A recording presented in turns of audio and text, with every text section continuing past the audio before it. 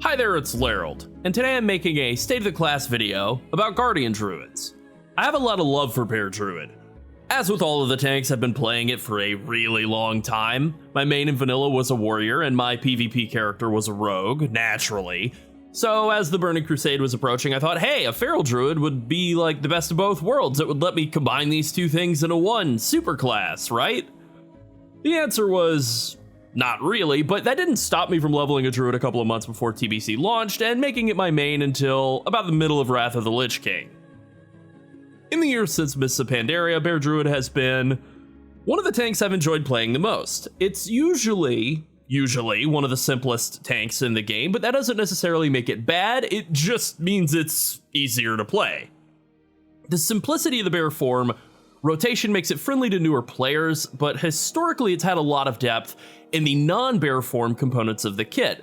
So you have this simple tank that, you know, a newer player could pick up, learn the bear form aspects of it, but then a very experienced, more elite player has a lot of freedom to shift out to heal, or cat weave, or owl weave, you know, shifting into cat form or moonkin form to deal a bunch of extra damage. Maybe the weirdest thing about the current state of Bear Druid is that while it's arguably stronger right now than it's ever been, it's gotten this strong at the expense of all of that hybrid stuff being discarded. It's completely gone. You never ever shift out of bear form now, and that's by design. To be honest, it's a design that I don't think I have like as much fondness for. I don't think I will have as much nostalgia for as I did shifting back and forth and using the entire class toolkit in the past, but I understand how and why they've chosen to do it, and the class is better this way, for the most part. So before we get into a history lesson, let's just talk about how Bear Druid is right now. How's it doing? Best tank in the game, hands down. It's the #1 tank in high level key pushing, it does the most damage in raids, it's arguably the tankiest tank in raids. I've certainly found that it's really easy to stay alive on a Bear Druid in Avarice. So here's kind of my probing question to set up the rest of the video. If Bear Druid is so good, why isn't it more popular? Why isn't every top end rating guild prepping Bear Druids for the next tier? And why is it not the most popular tank in Mythic Plus until you get into that 30+ range? So before I answer those questions, I want to say that, like, up until this video, I feel like every single one of these has been kind of a hype speech. That's not intentional. I'm not being insincere about it. I just like all the tanks, and I'm excited about what they have in store in patch 10.2. That is true for Bear Druids too, but I'm not going to bury the lead here. Bear Druid is trending downwards. That's pretty much inevitable for a tank that's at the top of the mountain, but it's a bit of a bummer. So now let's actually answer those questions. First, Bear Druid is just good for now, but it's trending downwards, and high-level players know this. They don't want to invest a ton of time and effort into a spec that is getting worse. And beyond that, it doesn't do that much to help with Blizzard's evil debuff matrix. Druids provide Mark of the Wild, a 3% versatility buff. That's great. It's great in Mythic Plus to have one Druid in the group, but in raids you're going to have at least one Balance or Resto Druid around pretty much all the time. So that buff, not hard to come by. Beyond that, you don't have a lot of great unique raid utility as a Bear Druid. You know, Pally gets Spell Warding, Blood DK gets Gorfiend's Grasp, Bear Druid can passively heal a few melee DPS in the other tank, which isn't bad, but you just don't bring some sort of uncommon debuff like the Pally or DK example, or the Monk debuff, or, you know, even with Paladin, you need 2 Paladins to get both of the important Paladin auras. You just need the one Druid in the raid at all. You can spec into Innervate, I guess, as a Bear Druid, but that's about it for group utility. It's nothing worth building a raid strategy around, unlike DK Paladin or Monk. I think the downward trend is part of why it's not as popular in Mythic Plus as well. Demon Hunters are getting a rework. They are the new hotness, and Druid is yesterday's news. So if we look to the distant past of 2022, the Dragonflight beta, Bear Druid was absolutely slamming. Its damage reduction was fantastic, it had pretty good damage output, it had a really fun playstyle, and it had an amazing AoE proc heal in the form of After the Wildfire, which healed everyone around you for a huge amount every time you spend 200 rage, and most importantly, it wasn't target capped. Understandably, that got changed and it was given a 5 target cap. Additionally, every tank came into this expansion with a passive damage reduction talent very high up in their talent tree so that you couldn't miss it. Basically, Monk, Druid, Demon Hunter, I mean, everybody had a free 10% damage reduction aura just for existing, except for prot warriors. In raid testing on the beta, everything felt fine. The game was tuned pretty well. Then everyone got into Mythic Zeros on live servers and found that they were the easiest that Mythic Zeros have ever been in the opening weeks of an expansion, and Blizzard responded by removing all of the 10% damage reduction passes from tanks. Warriors were the one exception there because their damage reduction I think was more like 5%, and a lot of it was baked into defensive stance. Defensive stance got nerfed, but Prot Warriors only used defensive stance as a pseudo defensive cooldown anyway because it has a damage reduction component. So this change, which, to be honest, I think was really dumb, reactionary, and kind of cowardly, massively shifted tank balance in favor of warriors, who were already good before this change, but suddenly became like completely dominant. And it really hurt Monk in particular, but it also hit Bear Druid and Demon Hunter more than the other three tanks. Warrior and Blood DK were the real winners in this change, and what do you know, they wound up being the two best tanks in that raid tier. What a shock. Realizing that they had obliterated Bear Druid right at the start of an expansion, Blizzard massively buffed after the Wildfire in patch 10.0.5, quadrupling its healing and increasing its base radius from 8 yards to 12. They made some other talent changes as well, but not enough to actually make Druids rise in popularity in a meaningful way. Then patch 10.1 came along, season 2 came along, and Bear Druids got a really powerful tier set bonus that effectively gives them 15% more damage and rage generation and 15% more life. It's incredible. Bear Druids still weren't popular, so Blizzard buffed them even more with patch 10.1.5, and finally, Bear Druids came online for the first time in Dragonflight. Now, once players realized just how strong the new look Bear Druid had gotten in the middle of Season 2, everyone started playing it, players started pushing to new heights in Mythic Plus, the God comp was established, and then Blizzard nerfed bears. They nerfed Ursock's Fury, which grants a shield worth 60% of your damage dealt with Thrash, Maul, and Raze, down to 50% of that damage. Then they nerfed it to 45%. They also nerfed Thrash and Raze, your two main AoE damage skills, by 8%. So you would think that like a class getting hit with all of those nerfs would probably suck afterward. But of course not. Bear Druid's still great, arguably still the best. But that tier set isn't gonna last forever. And when it goes away, the nerfs that Blizzard rolled out to offset the power that it grants aren't getting reverted. And now here's where the actual history lesson kicks in. This isn't Blizzard's first rodeo with microwaving Bear Druid until it explodes and makes a mess. They have an established history of buffing Bear Druid mid-expansion, then overreacting, oh god, we're scared, and nerfing it back down in that same expansion. This happened in Legion. Bear Druid started off the expansion in pretty good shape, better than in Dragonflight for sure.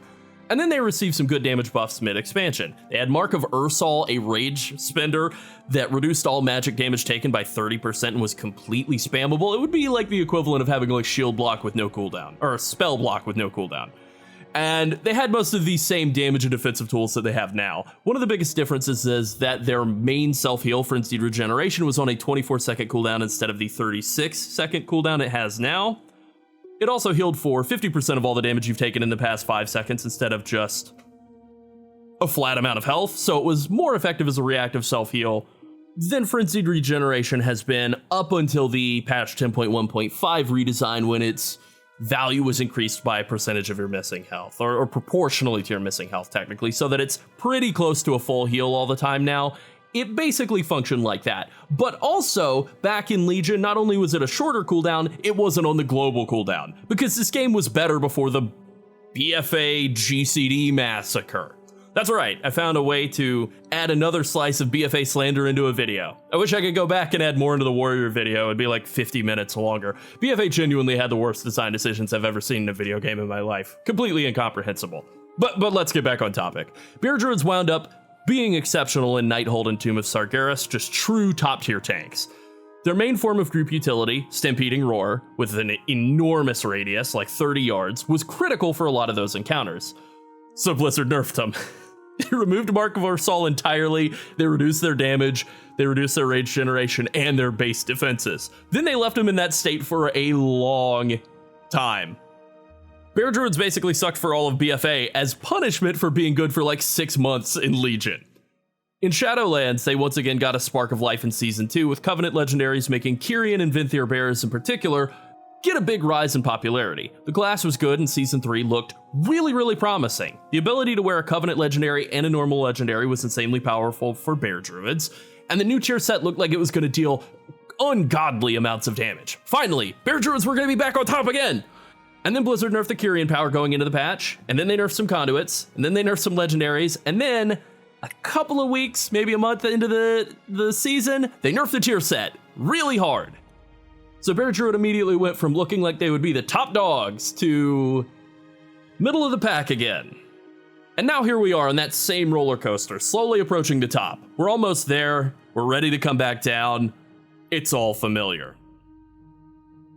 So now let's talk about Dragonflight Bear Druid from a design perspective. I'm not thinking about numbers here. Numbers are the thing that determines who plays what in a lot of cases. You know, if Bear Druid had its damage and healing tripled, it would be the choice no matter what. If Brewmaster Monk had its damage and healing cut in half, it would no longer be competitive regardless of how good all of the rest of the class design is. That being said, you don't play the numbers. You look at them after a fight and go, ooh, I did a lot of damage. But design is the thing that you play, not the numbers. And in terms of design, Bear Druid is very different from the past few expansions due to three main talents: Raise, Tooth and Claw, and Ursoc's Guidance.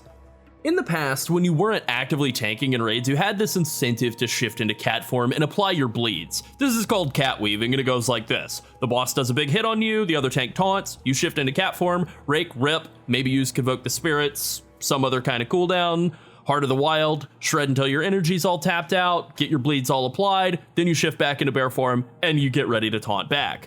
It's a pretty fun playstyle. I'm a big fan.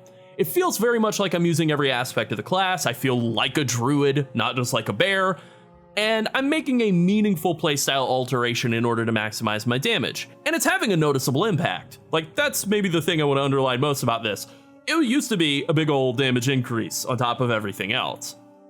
There were also some situations like Kael'thas in Castle Nathria was a fight where damage didn't matter as much as healing, so you could spec into healing talents, and then you could put out absolutely eye-watering amounts of healing in a short span of time. You would just set your mana pool on fire and carry the healing. And again, that felt very good. It was embracing the entirety of the class, using every part of the buffalo.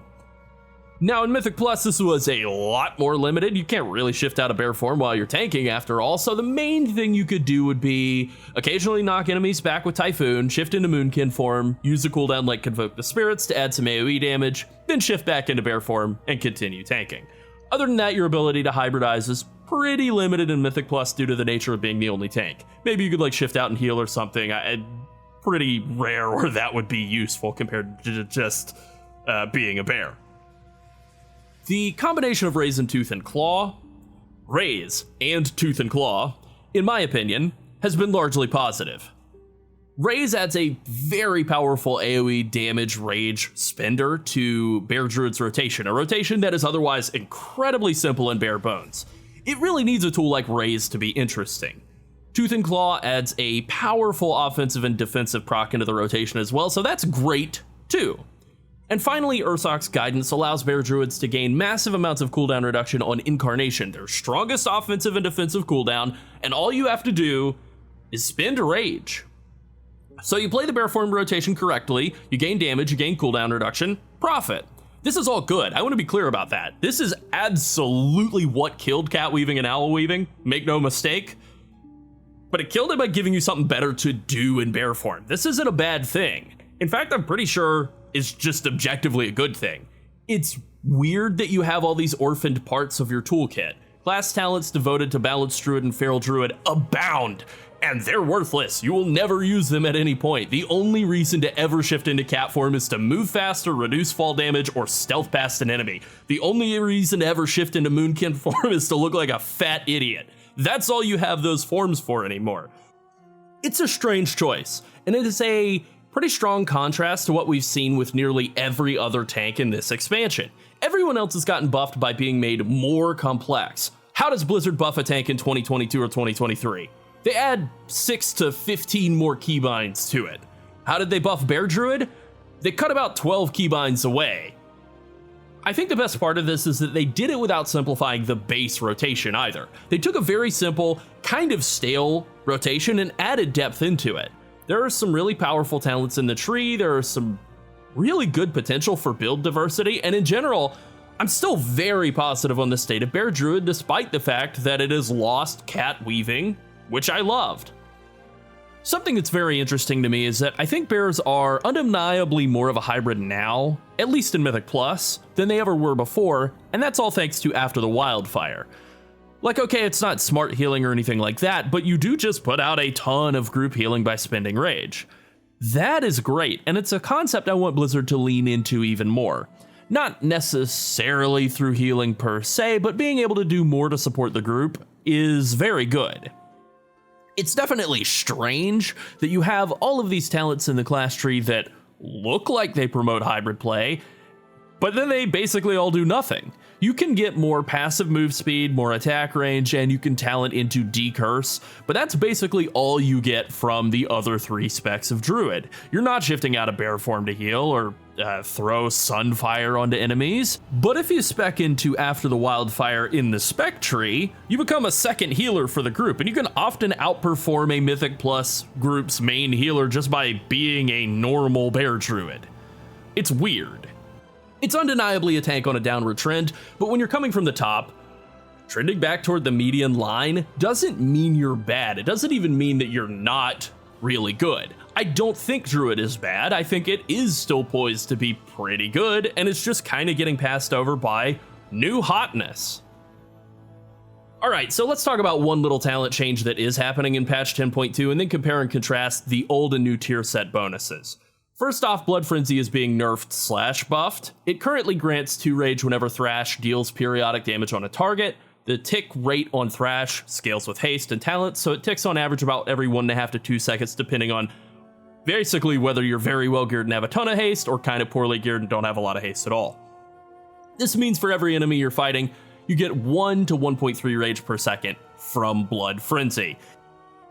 In 10.2, the number of targets is being capped at 5, which is a pretty huge reduction in the availability of rage for Bear Druids and Mythic Plus. This is something that immediately sent alarm bells ringing for Bear Druids, and mostly flew under the radar for the rest of the community. That rage generation makes everything else in the class work. It fuels After the Wildfire, it gives you the rage needed to cast Raise, it grants cooldown reduction on Incarnation. Without that rage generation, the class really falls apart.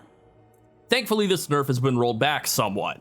It's been changed to grant 3 rage per target. It's still capped at 5 targets, but this means that against 7 targets or fewer, it's actually a buff, and it only becomes a nerf against 8 or more targets, and even then, it's not really a noticeable major nerf until you start getting into the 10 plus target range.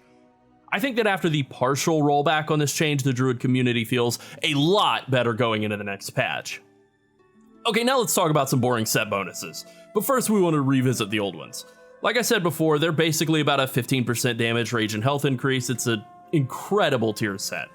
I really think that a lot of the immediate nerfs by Blizzard to Bear Druid after the big patch 10.1.5 buffs were an overreaction to how strong the base class is in conjunction with this tier set. If you had taken the tier set away right then and made no other changes, the class would be very strong, but probably right around where Blizzard had wanted them in the first place. Instead, the tier set's going away, the underlying class has been nerfed, and that's not being reverted. Okay, so now let's look at the new tier set. 2-piece first, rage you spend during Rage of the Sleeper fuels the growth of Dream Thorns, which wreath you in their protection. After Rage of the Sleeper expires, absorbing 25% of damage dealt to you while the thorns remain, up to a large amount of damage per 20 rage spent. And then here's the 4-piece. Each 40 rage you spend while Rage of the Sleeper is active extends its duration by 1 second up to 5. Your Dream Thorns become Blazing Thorns, causing 100% of damage absorbed to be reflected to the attacker. Let's take these bonuses one at a time. First off, the 2-piece bonus grants 0 damage on its own. This sucks. It grants a damage reduction effect similar to Ignore Pain after Rage of the Sleeper is expired. It's been buffed a couple of times during the PTR cycle, and at current testing values, it grants around 700,000 damage reduction as a 45-second buff. It works like Ignore Pain in that it only absorbs 25% of all the damage you take from each hit, so that means you need to take 4 times as much damage as the shield provides in order to consume the full thing.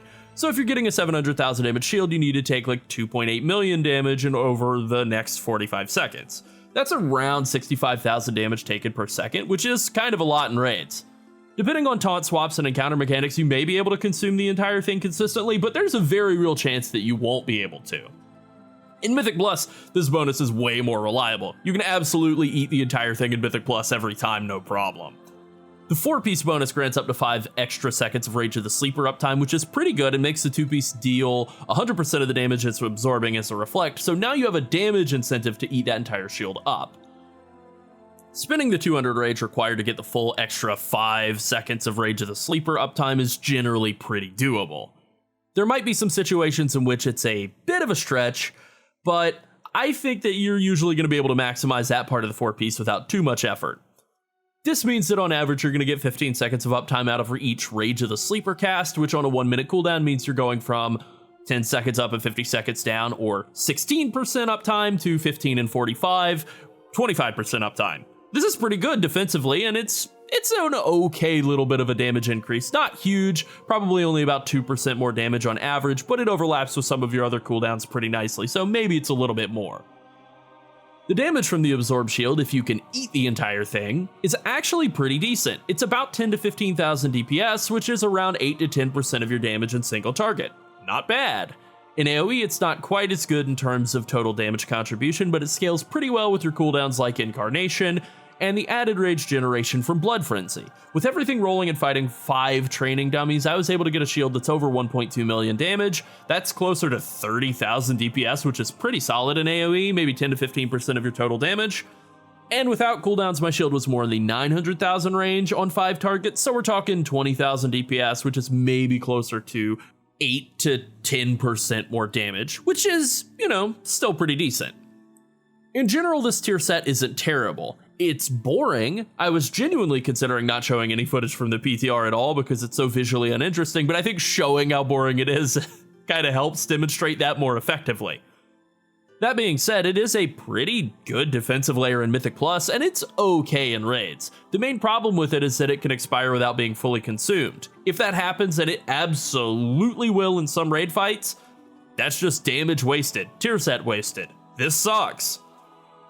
So what's the fix? I think the very easy fix is for this bonus to just explode at the end, dealing all the remaining damage left in the shield as an AoE. It could even be a split damage AoE, so there's not some sort of incentive to keep the shield up at the end. That would be fine. It's not even a new concept. It was a BFA Heart of Azeroth power, for God's sake, and I think it would fix the remaining problem with the tier set.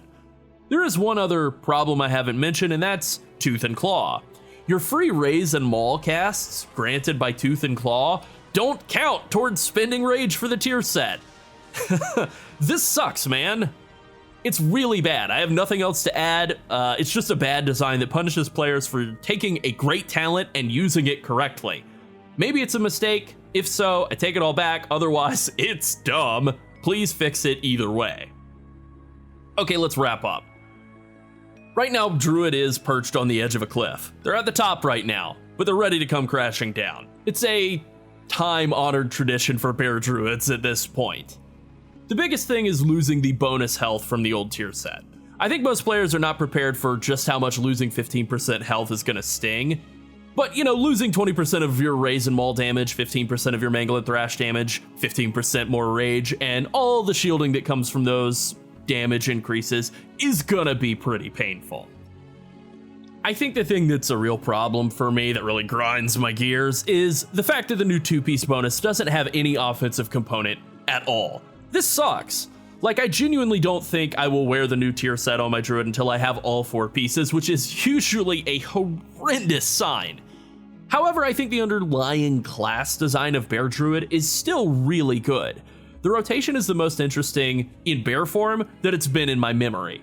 The tuning on the new tier set is competitive. The design is boring as hell, but Blizzard has finally worked out all the tuning and it's pretty good. Bear Druid already has really good uptime on defensive cooldowns and the ability to spec into talents like Pulverize for even more cooldown uptime as needed for progression rating, so a tier set that pushes that to the absolute limits is interesting. It's kind of an attempt to solve a problem that the class doesn't have, but I'm not upset about it either. I'm kind of going off script here near the end, but like, I think if there was anything on my wish list that didn't wind up being implemented in the class at any point, it would probably be Adaptive Swarm from Shadowlands. That was a talent that I really liked conceptually, like early on in the beta when numbers were still being figured out, talking the Shadowlands beta. It was mechanically one of my favorite talents. You know, it's like a Moonfire that you throw out and it splits to multiple targets, and you know, just sort of a dot hot thing that kind of comes back and forth as a mixture of damage and healing. And like, that sort of fits into the hybridization concept of Druid in a way that I really enjoy. You know, I do like the fact that Bear Druid is able to put out a ton of healing with After the Wildfire. I think that's pretty cool. And I would like to have seen more of an attempt by Blizzard to make Bear Druid feel more like a druid than a bear, because it's very, very much a bear right now, and you're kind of losing a lot of the aspects of druidness that I think made it feel more special in the past when it really wasn't as good. I think more ways to do healing and more ways to do spell damage that aren't just Moonfire spam would go a long way toward that. That's really more of a next expansion kind of wish list thing, though. I don't think we're getting anything new this expansion, but hey, you know what? We're talking about things I want to see in Bear Druid, and one of the things I want to see is something like Adaptive Swarm. Give me a way to do some spell damage and some spell healing, please. So this is the only video I've made in the series that's been kind of a mixed response, and that's going to be true with the Vengeance Demon Hunter video, just to preview that. Everything else has been super positive, I think, and I want to try to put a positive spin here because I am still hopeful that Bear Druid will be a strong tank in the next season, and I genuinely think it will be, even if it's getting tossed to the side a bit by the community in favor of the shiny new Vengeance Demon Hunter. So here are 2 points. First off, the old tier set bonus, it ain't going away. It's not getting deactivated with the patch. You still have it. It still works. You don't have to take it off to put on the new one until you have the full 4 set bonus, which is probably what I'm going to do. There's also a very real possibility that by the time you and I have the full 4-piece bonus available to us, Blizzard will have heard some of the negative feedback to the tier set and acted on it. Hopefully they add the shield explosion when it expires mechanic. That really is all they would need to do to fix that tier set bonus, in my eyes. And finally, I think that despite how much negative stuff I and other Druid players have said about this tier set, it's arguably a lot more interesting than the old one. I mean, what did the old tier set actually do? It gives you damage, health, and rage. Rage is fun, rage is interesting, rage feels good. Everybody likes to do more damage, but is damage actually a mechanically interesting bonus? I don't think so. The number gets bigger. That's it. Trading out a bigger damage number on your Mangle for more cooldown uptime and a damage reflection shield is an upgrade in terms of being interesting. Having more defensive layers is always a good thing. The damage contribution between the 2 sets is reasonably competitive. Like, upgrading to the new tier set once you have the 4-piece is a no-brainer. I don't know about upgrading to the new 2-piece, but the new 4-piece with its increased item level is definitely better than the old 4-piece and its lower item level. We're not even close to the level where you would refuse to wear the new tier set. And I think that's a pretty good indication that Bear Druid is gonna be just fine. Alright, that's it. Thanks for watching. Bye.